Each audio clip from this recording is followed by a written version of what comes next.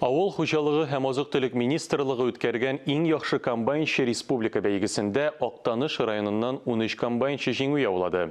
Игенчеләрне хөрмәтләп район башлыгы рәхмәт хатларын тапшырды. Президент фатихасы белән комбайнчылар ярышы 4нче ел рәттән оештырыла. Ярыш шартлары җиңелләрдән түгел.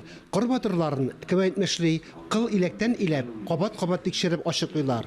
Иң югары күрсәткечләргә ирешкән 200 комбайнчының 13-е Актаныш вәкилләре. Бу гаҗәп тә түгел, чөнки район быел 200 мең тонна икмәк җыеп алды. Бу республикада иң югары күрсәткечләрнең берсе.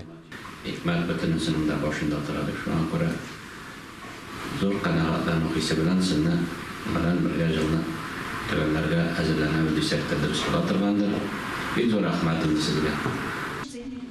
2 айга якын барган бәйгедә республикадан 15 меңгә якын комбайнчы катнашты.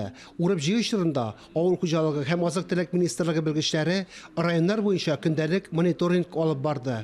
Урак тәмамлангач, урыннарга барып, күрсәткечләрне тагын бер кат чагыштырдылар.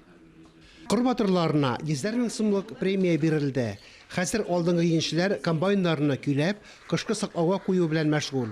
Үз алларына зур максатлар куеп, киләсе язны көтеп яшиләр. Фанис Мөхәммәтов, Ләйсән Газизова, Актаныш районы мәгълүмат үзәге.